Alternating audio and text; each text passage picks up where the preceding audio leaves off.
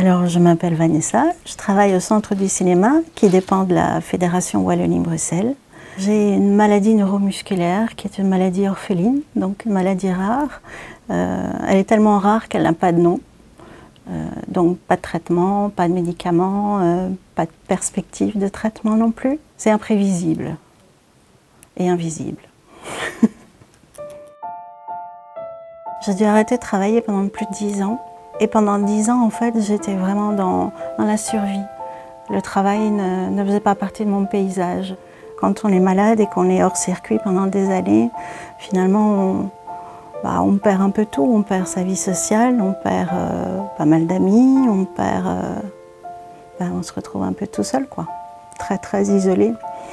Puis il y a eu un palier, voilà, dans lequel je suis, que j'espère va durer. Et je me suis dit, tiens, je vais réessayer, mais voilà, après tout ce temps, est-ce que je vais y arriver déjà physiquement? Est-ce que je vais trouver un travail? Est-ce que je vais arriver à faire ce travail?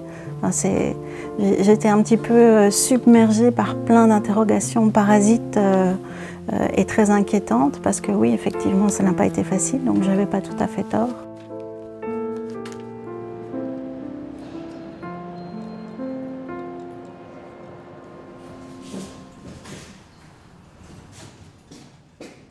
Bonjour, je m'appelle Maxime, j'ai 25 ans, je suis autiste Asperger et je suis archiviste au sein de SECO, qui est une entreprise d'expertise en construction.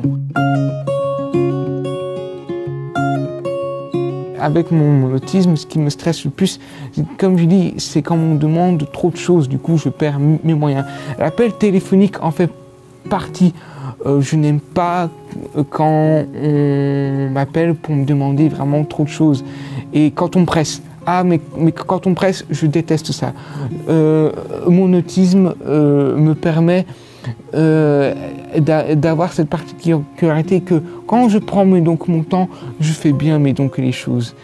Et c'est pour ça que j'ai recherché des personnes qui permettent à ce qu'ils puissent s'adapter à ce besoin, à ce que je puisse prendre mon temps à ma manière et qu'ils puissent comprendre que c'est comme ça que je fonctionne le mieux, et quand il y a quelque chose auquel je m'adapte et qui me plaît, ça fait des étincelles et ça marche.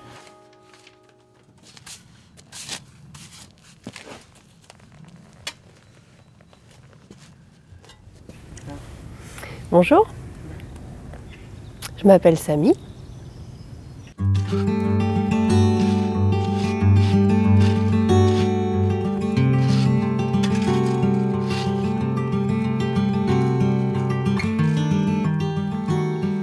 J'ai été engagée comme jardinier à la commune, un contrat pour voir si c'était bien adapté pour moi, et j'ai trouvé que le contrat à la commune se passait vraiment très bien. Je suis respectée comme une personne entendante, on communique par SMS par exemple, on communique par mime. L'ambiance est chaleureuse, donc c'est très positif pour moi. Et tout le monde s'est vraiment adapté à moi. Au niveau de la communication aussi, je ne suis pas du tout laissée pour compte en fait. Je suis une personne handicapée, mais je suis traitée comme les autres.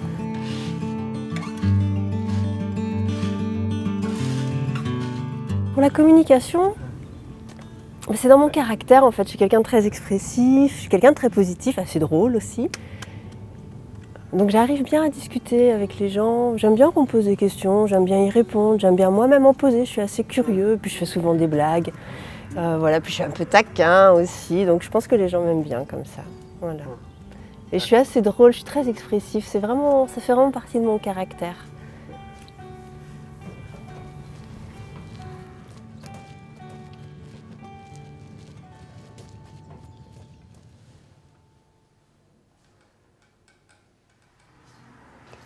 Donc, je m'appelle Sophia El Abassi, je suis avocate depuis 2016 au barreau de Bruxelles. J'ai toujours fait en sorte que mon handicap n'impacte pas mon travail. Et forcément, donc, moi j'avais deux objectifs, je vais dire. D'une part, en tant que stagiaire classique, et d'autre part, en tant que personne avec un handicap.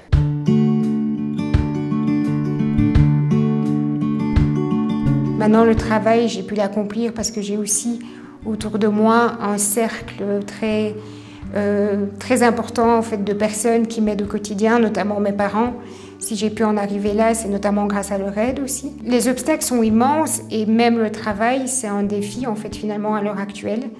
Parce que moi je dis toujours, avant de commencer ma journée d'avocate, j'ai une première journée qui s'est terminée, il faut que les intervenants soient à l'heure, il faut que le taxi soit à l'heure. Donc ce sont toutes des choses en fait que je dois mettre en place avant de commencer ma journée et aussi quand je travaille, je dois incorporer tous ces éléments-là dans ma routine et c'est pas évident. C'est pas évident parce qu'en fait la société dans laquelle on vit, il y a beaucoup de points positifs mais il y a encore énormément de choses à faire.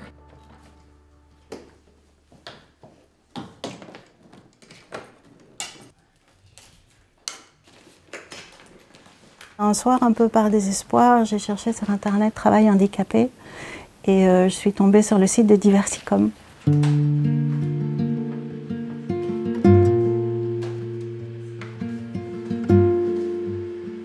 Et donc je me suis adressée à eux en disant voilà, moi je suis tout à fait perdue, j'ai pas travaillé depuis très longtemps, je sais même pas si c'est possible parce que ma maladie fait qu'il faudrait pas mal de jours de télétravail.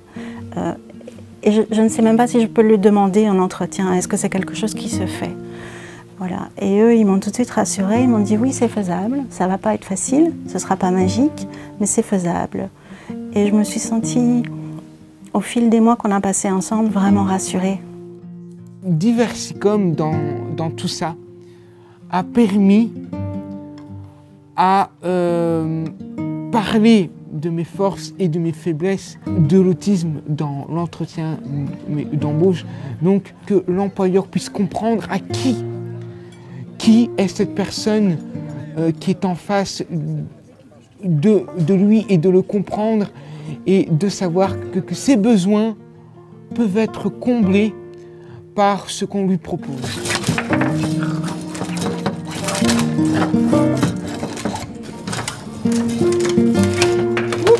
Pardon, Denis. La plus grande qualité de Maxime, c'est son attention et sa concentration. Donc il va faire sa tâche jusqu'au bout et tant qu'elle n'est pas faite, pas terminée, pas bien faite, il la recommencera jusqu'à ce que ça lui plaise. Lorsqu'on a décidé d'engager Maxime, d'abord par le biais du CAP et puis du contrat actuel qui est un contrat à durée indéterminée, on était parti directement dans l'optique de faire du travail sur le long terme mais pas juste qu'il s'en aille une fois que le travail d'archivage était terminé. Donc déjà à l'heure actuelle, on est occupé de chercher des nouvelles possibilités de tâches à faire pour justement qu'il puisse rester avec nous à durée indéterminée.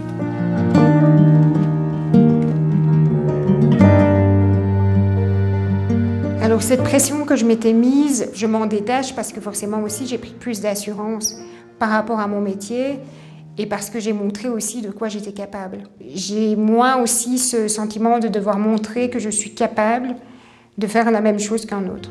Beaucoup moins. Bien, tu as déjà checké?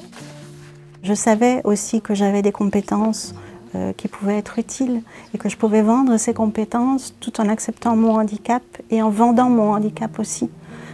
Parce que chez Diversicom, on apprend, il y a le plus handicap comme ils disent, c'est-à-dire des compétences qu'on développe parce qu'on est handicapé, parce qu'on est malade et qui sont aussi des plus.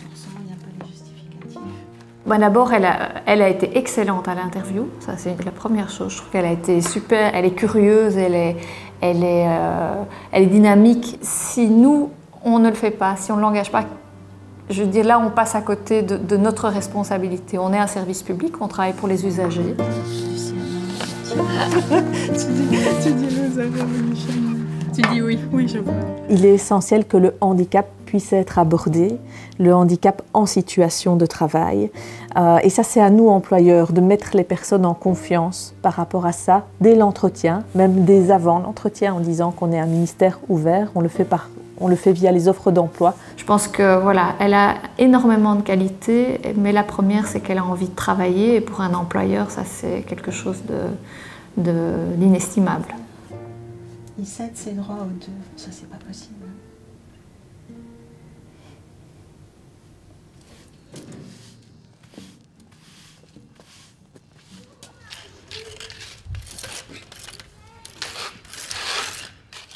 Au départ, j'avais demandé si je pouvais avoir une formation pour la langue gestuelle, Mais en fait, il y a un langage qui s'est fait entre nous et ça se passe très bien.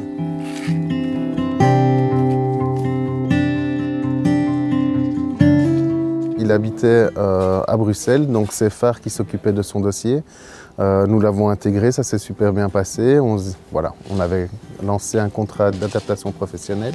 Et puis malheureusement, il a déménagé, il a décidé d'habiter en Flandre. Et là, la VDAB a pris le relais. Et le temps que la paperasse se mette en place, malheureusement, on a dû arrêter le contrat de travail. Il y a eu un changement, j'ai dû déménager. Et les ouvriers sont venus me voir. Je me suis demandé mais pourquoi on me demande de venir, on me convoque dans le bureau, c'est étonnant, j'ai rien fait de particulier. Et les gens m'ont dit on est vraiment déçus. Et donc ils ont commencé à m'expliquer par écrit en fait. Et je me suis sentie vraiment perdue parce que j'étais exclue des conditions du Phare. Et donc mon contrat devait s'interrompre parce que j'avais déménagé en Flandre. Alors j'étais particulièrement triste de cette situation parce que ça se passait très bien pour moi dans le travail. J'étais très inquiète, j'étais très triste, vraiment très triste. Et je voyais que tous mes collègues étaient déçus. Je ne savais plus quoi faire. Je me suis dit mais qu'est-ce que je vais faire? Je vais recommencer avec toutes mes difficultés dans ma recherche d'emploi. Comment je vais m'en sortir? J'étais très stressée. Pendant 6 mois, j'ai rien fait. J'ai dû patienter. Donc je suis rentrée en Belgique en septembre. Et là, je suis allée à la commune. Et donc j'ai eu une proposition de contrat, et donc grâce à vous Diversicom, donc merci beaucoup, et grâce au service de la commune, mais en tout cas Diversicom m'a énormément soutenue et je vous remercierai jamais assez. Je me sens honorée qu'on m'ait fait confiance et j'ai envie de prouver qu'ils ont eu raison, mais parfois ça me fait aller un petit peu au-delà de mes limites. Je sais qu'il faut que les autres se rappellent de mes limites parce que j'aimerais faire ce travail sur le long terme, et d'un autre côté j'ai envie qu'ils l'oublient.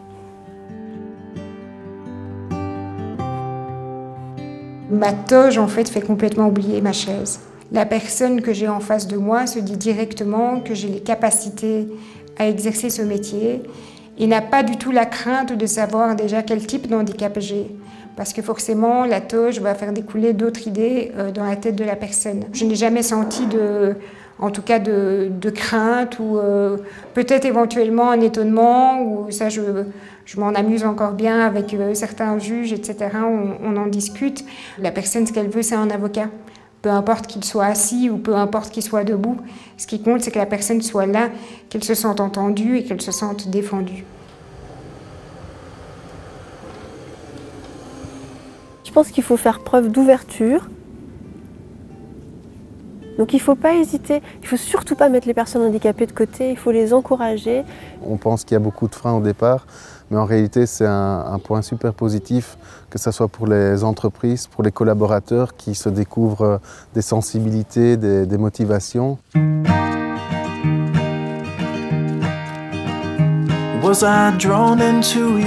Diversicom m'a apporté du soutien, m'a encouragé, ne m'a pas laissé de côté.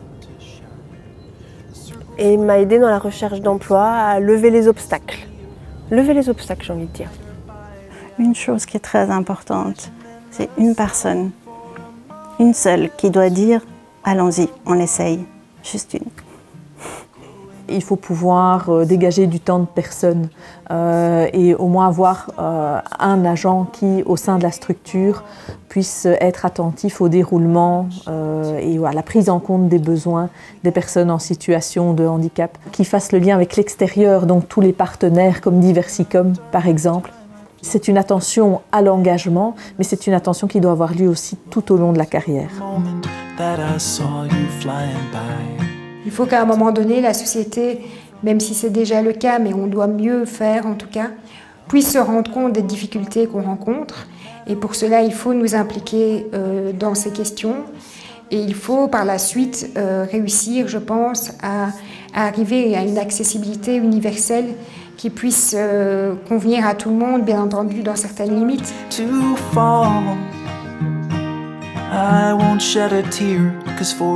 Trouvez quelque chose qui vous plaît, auquel vous êtes dans votre élément.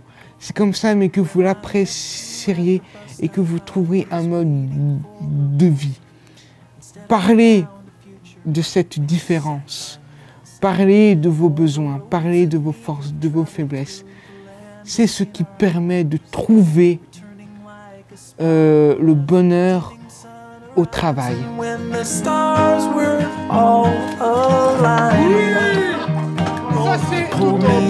c'est le 8e art.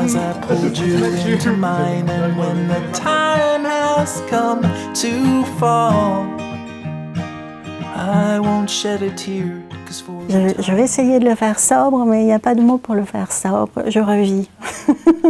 Et j'ai eu l'extrême chance de trouver un travail que j'adore. Donc c'est voilà, c'est génial.